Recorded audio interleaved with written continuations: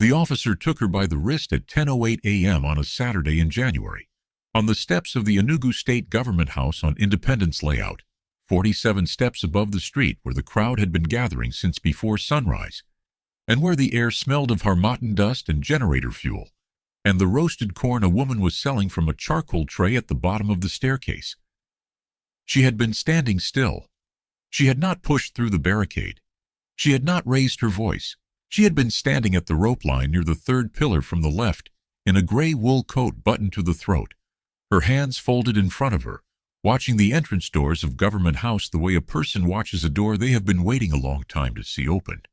Officer Chukwuemeka Ugwu took her wrist with his right hand and told her the area behind the rope was restricted to credentialed guests and essential personnel. He said it in the voice he used for people who needed to be moved, not cruel, not loud, just final. He began walking her backward toward the public section of the stairs. She said, very quietly, that she had a right to be where she was standing. He said that was fine, and she was welcome to stand in the public area, and he continued walking her backward. She said her name. He said, "Ma'am, I need you to keep moving." She said her name again. He did not hear it or did not listen, which in that moment produced exactly the same result. Inside Government House, at that precise moment, 112 people were seated in the Great Hall, where the swearing-in was scheduled to begin at 10:15. The Chief Justice of Enugu State was at the dais, adjusting her robe. The new governor's aides were arranging papers at the table to the left. The photographer contracted by the State Protocol Office was checking his camera settings for the 4th time in 3 minutes. The man at the center of all of it, the man who was about to place his hand on a Bible and speak the words that would make him the 23rd governor of Enugu State, was standing at the window of the anteroom to the right of the stage, looking at the crowd on the steps. He had been standing there for 3 minutes and 40 seconds. He was looking for one specific person. He had not found her yet. Her name was Nkechi Tobena Osai. She was 47 years old. She was 5 feet 5 inches, and she wore her weight in the shoulders, which her tailor had told her more than once were the shoulders of a woman who carried things on them. She wore the gray wool coat she had bought from a shop on Ogi Road for 11,000 naira 3 winters ago. Under it, a deep blue dress she had sewn herself, at home, at the dining table, over 3 evenings in December, the fabric chosen because it was the exact shade of blue that appeared in the Enugu state flag, not by coincidence, not as a statement, but because she had lived in this state for 22 years, and it was her color in the way that some colors become yours, through time and not through choosing. On her feet, flat black shoes. Her hair was done in the way she always wore it for important occasions, pressed and pinned, the exact style her mother had given her the morning of her university graduation in 1999, which she had asked for again at every significant threshold since. Because consistency was a form of prayer, she wore no jewelry except for one thing. On the 3rd finger of her right hand, a brass ring, wide and plain, engraved on the inside with 2 words in Igbo that translated, roughly, as "keep going." Her mother had slipped it onto that finger the day Nkechi left Owerri for university, and had told her that it was for the moments when the road became uncertain, when you needed something solid to press your hand against and be reminded that somebody, somewhere, had already believed in where you were going. She had pressed her thumb against the inside of that ring every morning for 27 years. There were mornings when pressing it had been enough, and there were mornings when it had been barely enough, and there were several mornings. The morning after the first election loss, the morning after the bank called about the second loan, the morning after the specialist in Abuja said what he said in the particular quiet voice doctors use when the news requires gentle delivery, when it had been the only thing. She had not told her husband about all of those mornings. Some things a wife carries alone so that her husband can carry what he is carrying, and the distribution of weight across 22 years is not equal in any direction, but it is always deliberate. She had run the household business, a textile trade she had built from a market stall in Ogbete into a wholesale operation serving 12 states. While her husband was in public service, she had raised their 2 children in the years when raising children and running a business and managing a politician's household simultaneously meant that sleep was something she scheduled rather than something that simply happened. She had given 47 speeches at campaign rallies, written 612 thank you letters by hand, sat beside him at 11 funerals for people whose deaths had been part of the road, and whose absence had made the road harder. And she had done all of it without a title or a credential, or a lanyard, or a reason anyone looking at her from the outside would have been able to identify as permission. This morning she had simply wanted 200 meters of the Harmattan air on her own face before the world claimed the day completely. The walk from where the car had dropped the aides to the steps of Government House was a path she had traveled exactly twice before. Once in 2009, when they had come as spectators to the swearing-in of another governor, and she had looked up at the building and thought something she had never said aloud, and once last month for the security walkthrough, when she had stood in the Great Hall and placed her hand on the back of the chair that would be hers in the front row and stood there for a moment by herself before the aides came back in. 200 meters of Harmattan air. That was all. And then this. The ring was on her hand when the officer walked her backward down the steps of Government House at 10:09 a.m. She had not eaten breakfast. Not because there was nothing to eat. She had cooked the night before. Jollof rice with goat meat and fried plantain.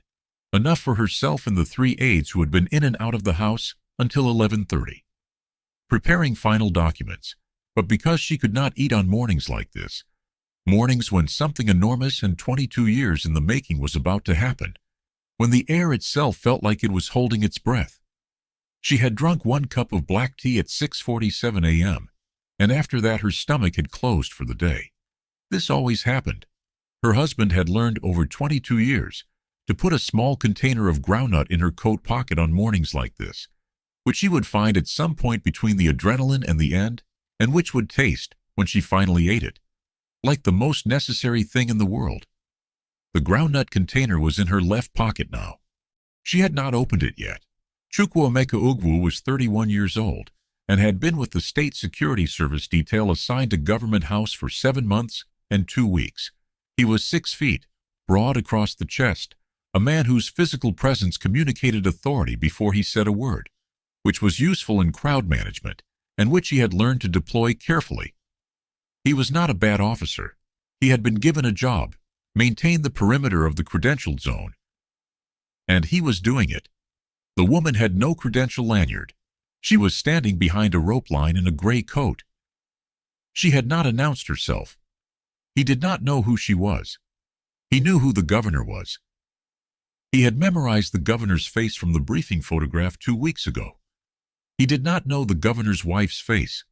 Nobody had told him the governor's wife would be arriving alone, on foot, without a credential, having sent her car ahead with the aides because she had wanted to walk the last 200 meters of Independence layout in the Harmattan air before she went inside, because 22 years was a long road, and she had wanted one last private moment on it before it became public property.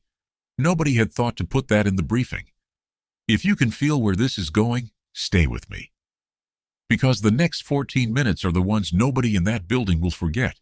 She was 3 steps from the bottom of the public staircase, walking backward in the grip of an officer who was firm and efficient, and completely certain he was right, when a woman on the far side of the rope line called her name. But before that, before Chidinma's voice cut across the Harmattan air and stopped everything, there were 6 minutes that nobody photographed and nobody reported on, and that passed in the full sight of approximately 200 people who were standing on or near those steps and who watched what was happening and did not move. A man in a suit near the second pillar had looked at her when the officer first took her wrist. He had looked for about 1.5 seconds, the duration of a decision, and then he had turned toward the entrance doors, and stayed turned. A group of women near the public barrier in embroidered blouses, 6 of them, family of someone inside, had seen, and the one nearest had touched the arm of the one next to her. A small pressure, the kind that says look but also says don't. A journalist from a state newspaper, credential lanyard bouncing on his chest, had watched with his pen in his hand and his notebook unopened and his pen still.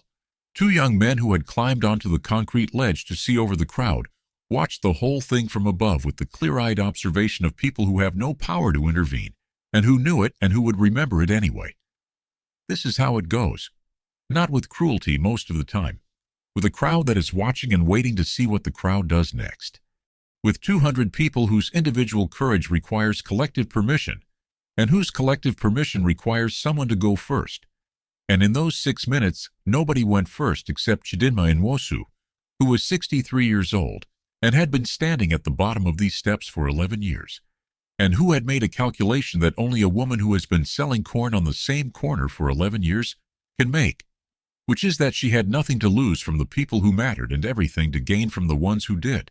The woman's name was Chidinma Nwosu, and she was 63 years old, and she had been selling roasted corn from that charcoal tray at the bottom of the government house steps for 11 years.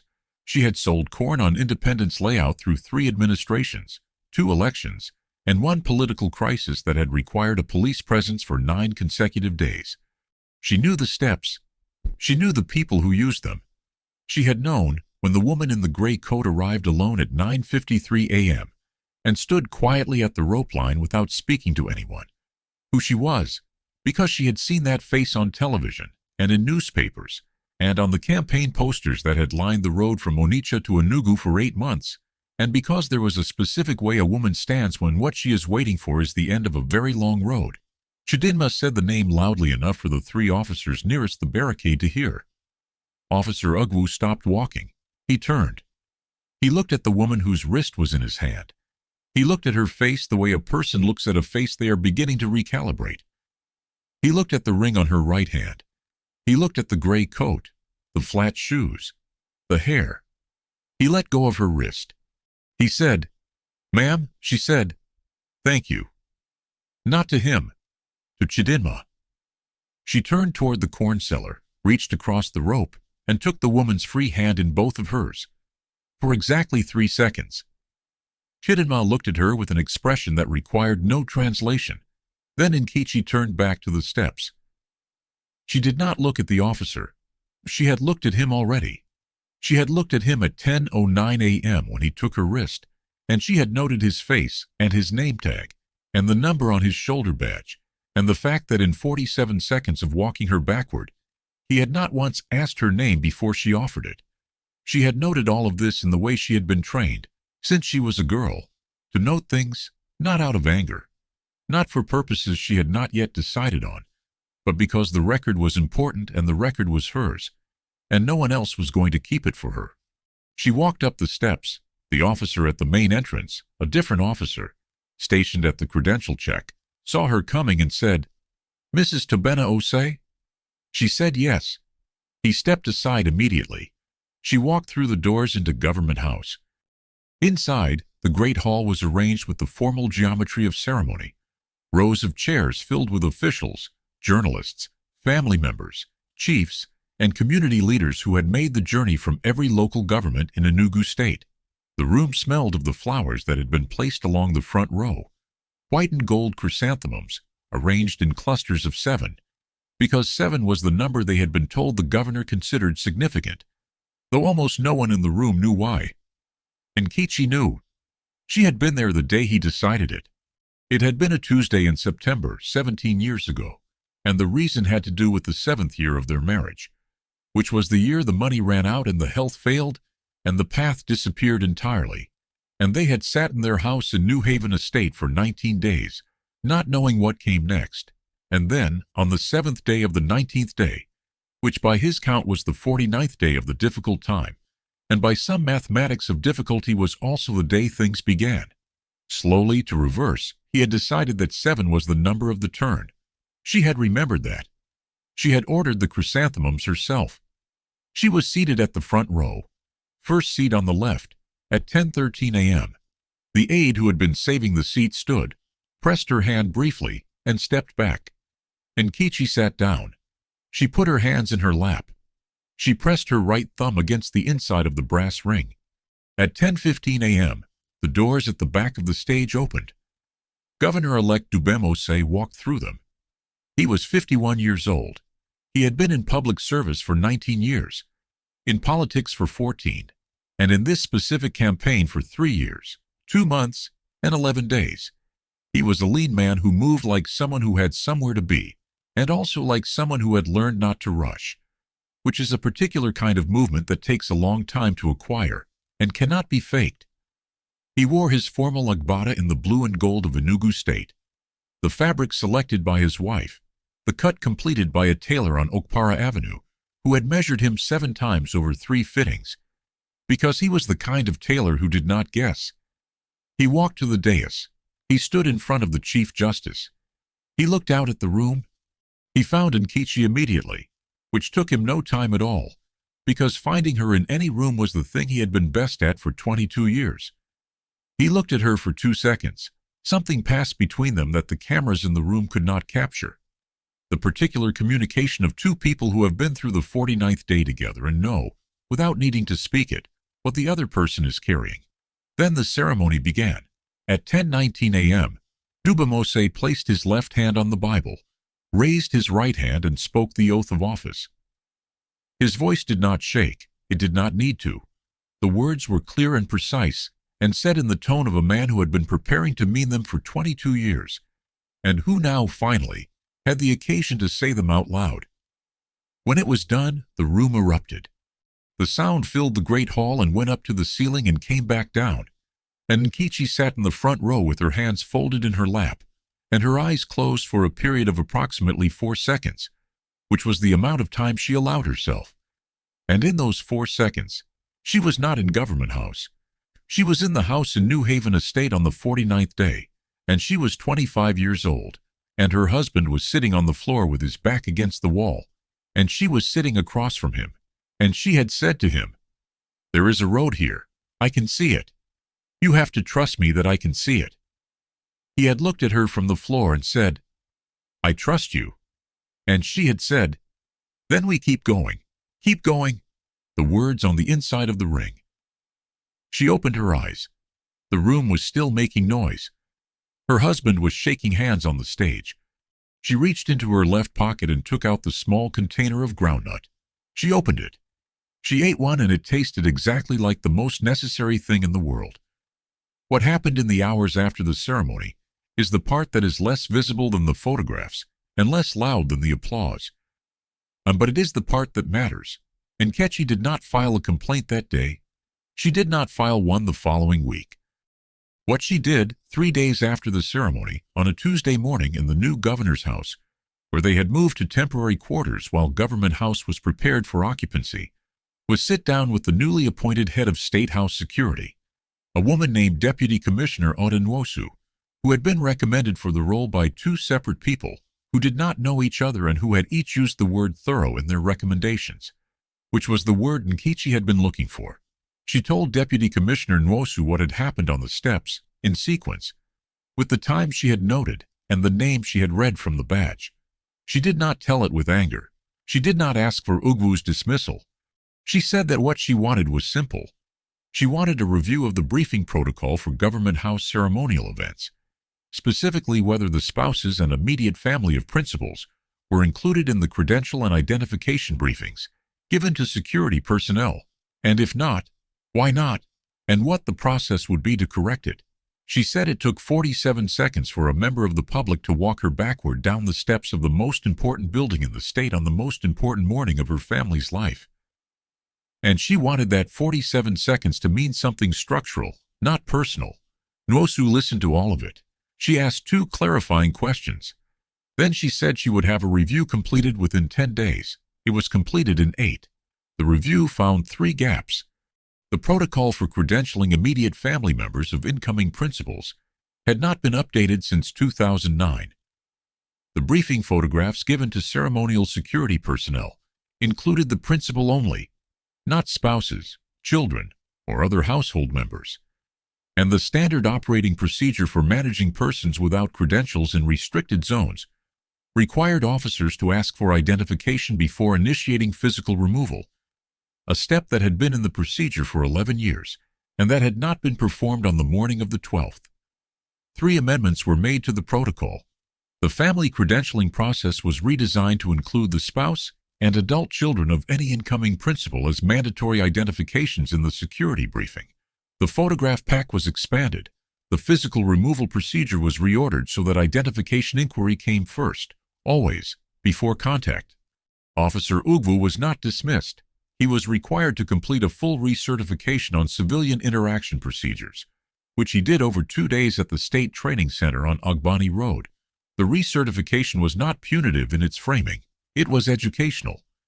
Nkechi had asked for it to be educational because she had thought about it, and she had decided that a man who did not know a face was not the problem.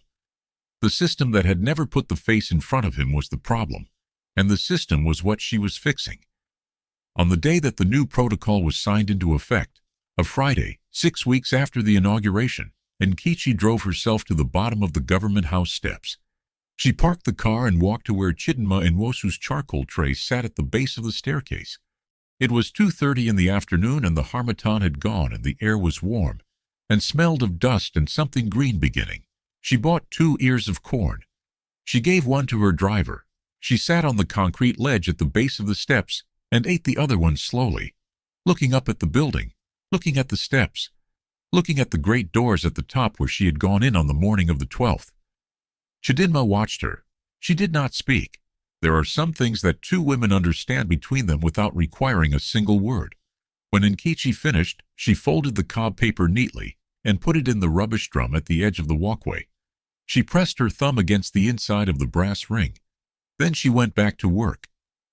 They tried to remove her from the steps of a building that her husband was about to govern. They did not see her because nobody had thought to put her face in the briefing. 47 seconds walking backward, in the grip of a system that had not been updated since 2009.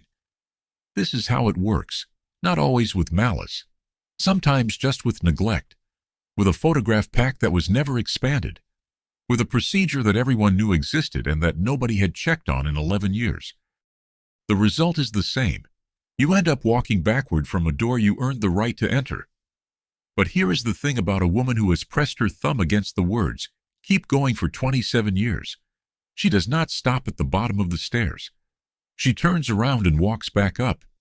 And then she sits in a room with the person responsible for the building, and she explains, carefully, in sequence, with times noted, what needs to change, not for herself, for whoever comes next. Because the road does not belong to the person who is on it. It belongs to everyone who will ever need it. If you have ever been moved backward from a door you had every right to walk through, whether they called it protocol or procedure or policy or something else entirely, what did you do at that moment? Did you leave it behind? Or did you carry it forward into a room where it could become something permanent? Leave your answer in the comments. I really want to read it. Subscribe for more stories about hidden strength, quiet power, and the people the world overlooks until they change everything. I'll see you in the next one.